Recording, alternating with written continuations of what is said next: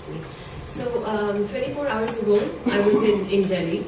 I was there on a very brief visit after a long time, for a conference. But it was striking how vitiated the atmosphere was, even to somebody who's casually passing through in the space of a few hours. So as you were walking down the airport, you could hear people talking very casually. Well, there'll be a border war, what? Or if they had done this to China, or the news channels that were blaring this hyper-nationalist stuff about our soldiers. So there is definitely a transformation that is happening globally about the ideals of democracy, and a transformation that we can see at work in electoral systems in the US, in Turkey, in Russia, and also of course in India. So I think I would like to be my sources of hope are perhaps a little different than some of the others here. Because I do not think that that reliance upon the liberal largesse of a so-called civilized West will bring us any durable answers. I think that is certainly problematic if you look back at the history of the centuries of terrorism that was practiced by the West in the name of colonialism, and some of which continues today under the guise of neocolonialism. So I think that it is perhaps, I think, rather naive to assume that if they just listen to us, they will do something about it. And I think that's the difference, and that's especially difficult now, given that the post-colonial moment means that there is a lot of resentment against, well, what right do they have to say anything to us? And that also allows a lot of oppressions to continue.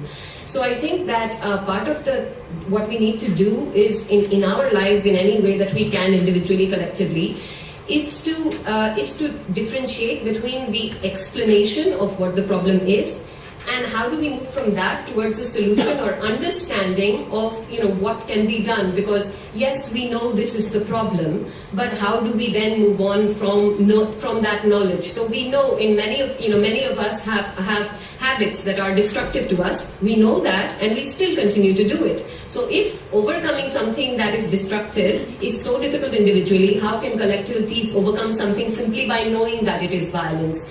So I think part of this is to recognize what is happening in Kashmir as an issue of democracy, as an issue of Islamophobia, and how that is feeding into it, especially in the last, in the current last few, the fact that the population in Kashmir Valley is Muslim is a big way in which India can project itself as, India's the world's largest fastest growing free market democracy, and the free market bit also ties into the idea of the West.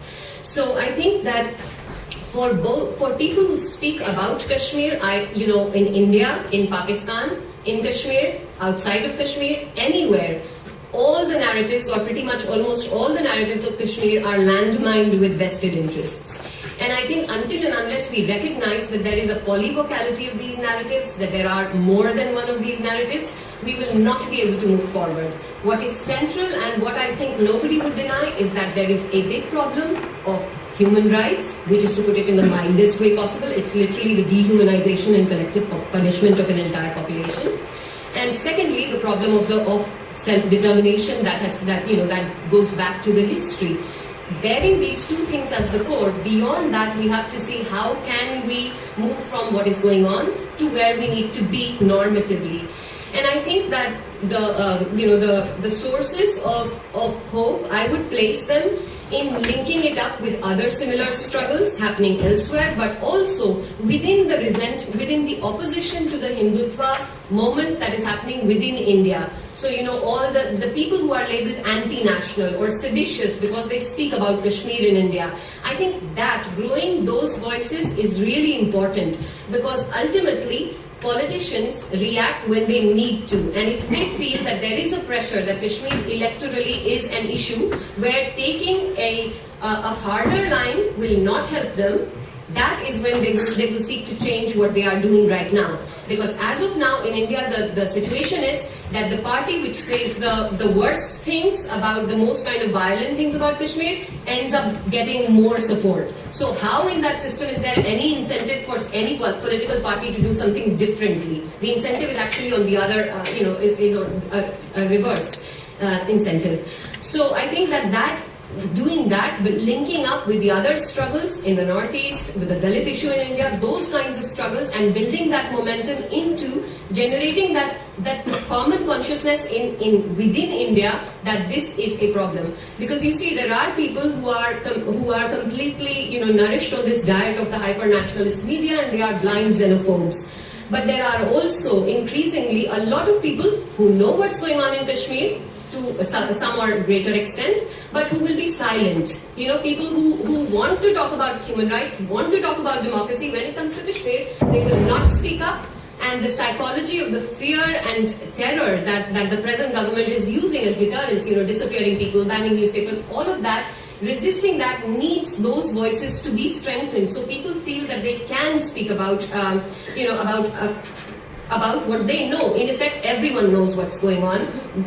Some people are unable to see that because of their Hindutva ideology, but I think it's the silence of the others that is the worst thing that we need to challenge. So now, in terms of to switch modes for a moment and to say, in terms of looking at the what is at work there, I think it's literally a dehumanization. It's a attempt to legislate memory. So if you remember Kashmir, if you talk about Kashmir, these are the things that you can talk about. These are the things that you can't. It's also about the coloniality of power in the way in which it is being exercised in Kashmir. And the situation really of India is that, and actually both India and Pakistan are to different extents involved in this, because as you will know that even the Pakistani constitution has articles that say that nobody should be allowed to have any propaganda that goes against Kashmir's accession to Pakistan. So I think it's a problem of the post-colonial states, where the assumption is that nation and state are actually mapped onto each other, whereas states and nations in large parts of the world, unlike Europe, are not well mapped onto each other. So Kashmir as a nation does not have its state, and like the Kurds, like the Tibetans, that is of course historically a problem. So it's that dehumanization. It's also an understanding of sovereignty, which is necropolitical. So that being sovereign means essentially having the power to decide who lives and who dies. Going back to what my fellow panelist was saying about the way in which that arbitrary exercise of power and the state of exception that is prolonged and the problems that entails. It is also, but I think one of the other sources of hope is that the fact that it has gone on for so long means that it is domination without hegemony. It is the resistance has continued, means the people have not been subjugated in spite of everything. So you can build as somebody said, I forget who, but you can build a throne with bayonets, but you can't sit on it. So literally it's that situation. There is that territory that is held by force, but everyone knows that it is held by force. The situation in 2016, so we saw Insha's picture a bit earlier, and Insha Malik, when I tweeted about this, this picture, an Indian person tweeted back saying, and what was Insha doing? He was throwing stones at the army or the police. So not knowing, first of all, that Insha is a girl, and secondly, the fact that Insha was in her own home at this time.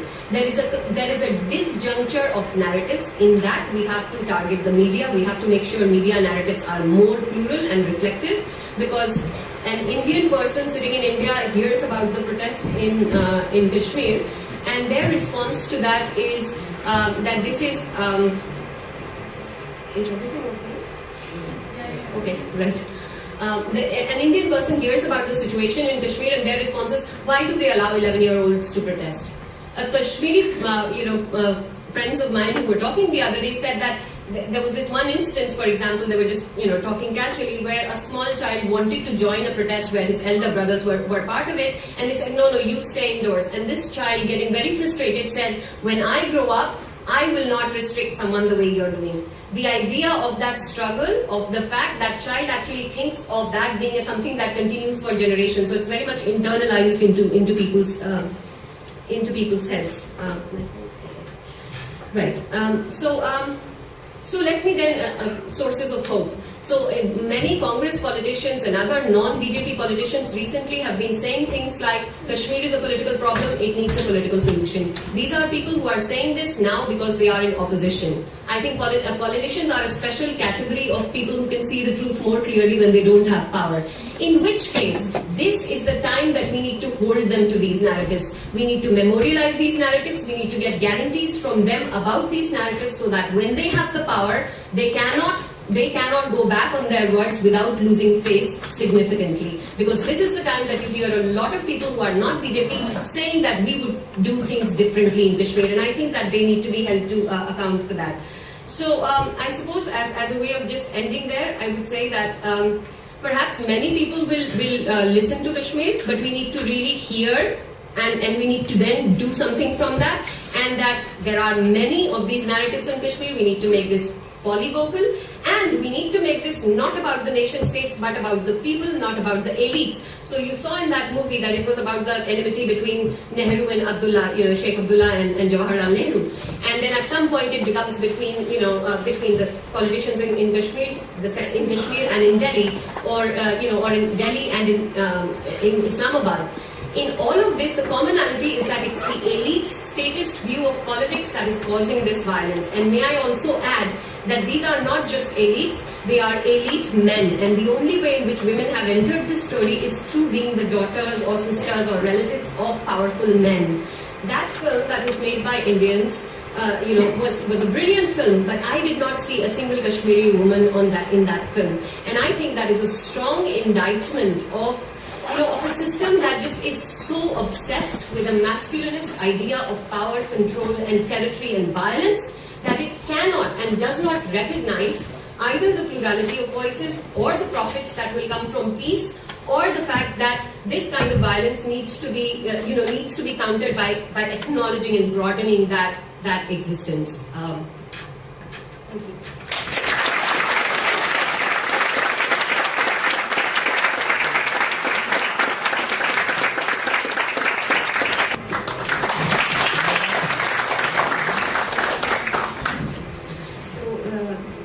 Questions in order. Firstly, yes, so they say that elections in Kashmir are a festival of democracy, which couldn't be further from the truth. People have a choice between voting for people who do not represent them, or at least most of them, or having their people who they have faith in not being able to be part of the electoral system. So it's a terrible choice between ballots and bullets.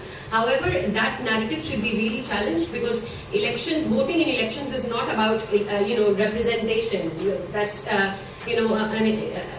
somebody called Sheldon Bolan, an interesting intellectual in the 1980s, had this line in one of his articles: a microchip has more power than a vote. This was 1985. I mean, what the power of vote today is very little, other than to kind of lend some kind of credence to whichever elite happens to be the most persuasive at any point in time. So I think the idea that elections are representative is false, but this is what an occupation does. It places every choice of every person under a constant curfew. They're physically under curfew. What they choose to eat, what they choose to wear, what job they choose to do, whether they choose to vote or not, all of those choices are not their free choices, and this is the problem. So there should be a clear narrative that voting in the elections doesn't mean anything for the legitimacy, which is clear since the resistance leadership is not part of the electoral process. Secondly, about Nitasha's point, I think it's a question of standpoints and situated knowledges, that we inherit our own knowledges through our experience. There are, of course, prominent figures like Parveena Hangar, the Association of Parents of Disappeared Persons, head, who has been struggling, and those are the stories we need to hear more of, because I do think there is a link between the militarization of territory and of political thought and the way in which a certain understanding of masculinity is applied. That you are macho if you do this, you can fight with guns, you can do this. And that narrative is very much used by the Indian state, by the Indian army, and by the man with the 56-inch chest. That, it's this literal thing of, for those of you who don't know, that refers to Modi and his bhakt's view of him. It's this idea that, that Indian commentators have openly said that even if we have to kill every single Kashmiri, we won't let go of Kashmir. That kind of obsession stems, It can be, this is something that, of course, a man or a woman both can say it, but it comes from an understanding which is masculinist, which is about power as control and, as territorial control, and lack of concern for the people, the Kashmiri people. Thirdly, the point about diaspora, I think, there's a quote by Upton Sinclair, it's very difficult to get someone to understand something when their salary depends on their not understanding it. So in many of this Western context, that's the idea, that it's profitable for them to not understand or to pretend not to understand. So it's partly about of course, the economic relationships. It's also about, you talked about Bosnia, but I think the landscape has significantly changed after 9/11. And now that difference is very palpable. I think that still what we need to do is, that doesn't mean that we don't have hope. What we need to do is to constantly say to our representatives, political representatives, to anybody that we meet in the course of normal life, that this should not happen in my name as a British citizen, or in my name as an Indian or Pakistani, or in my name as somebody who's Kashmiri, or in my name as a human being. It's wrong. When there are civilians who are starving in Syria as they're waiting to be killed, as Arundhati Roy said, whether they are in Syria or whether they are in Kashmir, it is, of course, we have different affiliations, but it's important to say, not in my name. And I said this last time, but I think although the field is landmined, we are all gardeners. You are all gardeners, because every single person that you meet, you can plant a seed. And that could be the seed of, look, what's happening in Kashmir needs to be something that's also on your mind. We need to challenge those nightmares you have when you are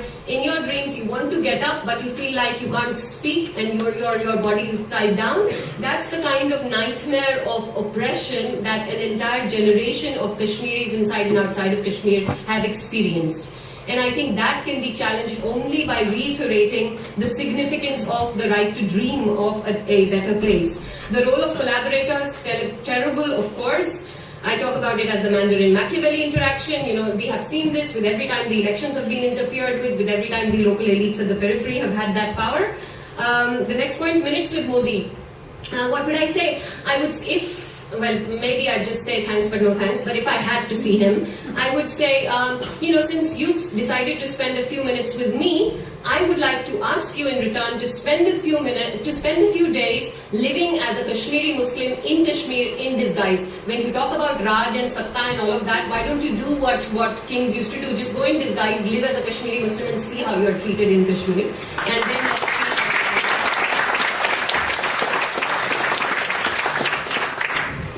thank you. It's terrible, when people applaud and you say, that's eating into my time.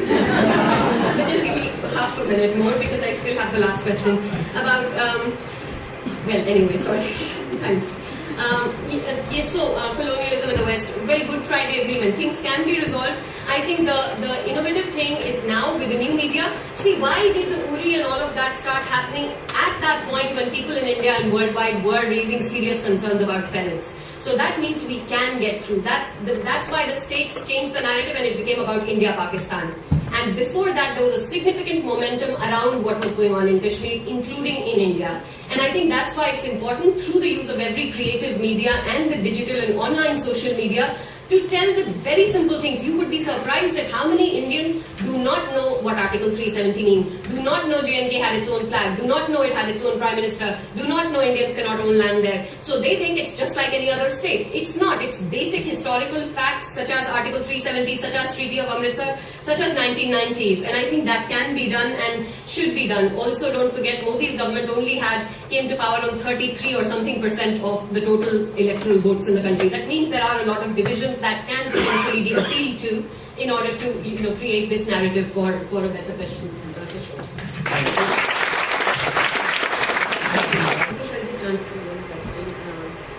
I'll just answer the one question. What's your name? Afaf? Okay, Afaf. Thank you. I thought your question was really interesting. And, and she's not just wearing pink. I don't know why our chair decided to pick on that. She had a big book open in her lap throughout most of the session. So she's clearly a reader and a role model for other children. So I want to say that, the thing is that people who have to kill other people, in order to feel remorse, you have to think that they have the same rights as you, they are the same human being as you. And the thing is that in order to get somebody to kill someone else, you have to make them see that person as the enemy. So if you think that they are not human, they are your enemy, say for example when you see a mosquito and you swat it, you don't feel remorse after. Most people don't feel remorse after it, right? Because they think the mosquito is an enemy. So that's what they do. They try to create the Kashmiri as the enemy. So if we want them to feel sorry and if we want them to feel remorse, then we have to make sure that they don't see that person, that the other as an insect, that they see that person as a person, because you wouldn't kill your friend, right? So the important thing is to make them see that this is not the enemy. The other person, the Kashmiri, is not an enemy, because they are also asking for their rights. But Usman is absolutely correct that these are the people who are the soldiers are also often, people who are not very privileged. If they were privileged, they would be sitting in a big office with a desk and everything and ordering other people to do their killing for them. So it's how the system works very often, where it takes one set of people who are not very powerful and puts them against another set of people who are not very powerful and makes them fight, and somebody makes a lot of money out of it. So that's why it's very important to keep challenging that and to keep saying that that's injustice and that's wrong. Yeah?